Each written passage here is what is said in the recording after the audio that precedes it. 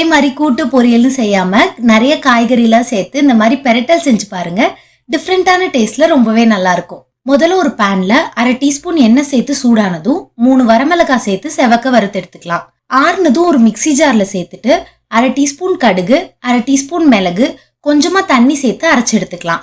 அதே பேன்ல ஒரு table spoon உளுந்து பருப்பை செவக்க வறுத்துட்டு கொரப்பா பவுடர் பண்ணி எடுத்து வச்சுக்கலாம். இப்போ ஒரு பேன்ல 1/2 கப் நறுக்குன சீனி அவரைக்காய், கொஞ்சமா தண்ணி சேர்த்து ஒரு கொதி வரட்டும். தண்ணி கொதிச்சு வந்ததும் இதுல வேக வச்ச 1/2 கப் பாசிப்பயிறு, நறுக்குன ஒரு வாழைக்காய், ஒரு வெண்டைக்காய், ஒரு பச்சை மிளகாய் கீரி சேர்த்துக்கலாம். தேவைப்பட்டா இன்னும் கொஞ்சம் தண்ணி சேர்த்து மூடி போட்டு வேக விடுங்க. காய் நல்லா வெந்து வந்ததும் இது கூட நம்ம அரைச்சு வச்சிருக்க மிளகாய் பேஸ்ட், 1/4 டீஸ்பூன் மஞ்சத்தூள், 1 டீஸ்பூன் உப்பு சேர்த்து நல்லா கலந்து விட்டுட்டு மூடி போட்டு வேகட்டும். மசாலாவோட பச்சை வாசனை போய் நல்லா வெந்து வந்ததும் கடைசியா இதுல நம்ம அரைச்சு வச்சிருக்க உளுந்து பொடி சேர்த்து கலந்துட்டு ஸ்டவ் ஆஃப் பண்ணிடலாம்.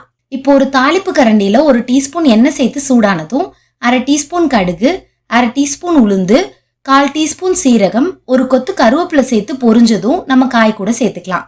ஒரு தடவை நல்லா கலந்துட்டு சர்வ் பண்ணீங்கன்னா சூப்பர் டேஸ்டியான பெரட்டல் ரெடி.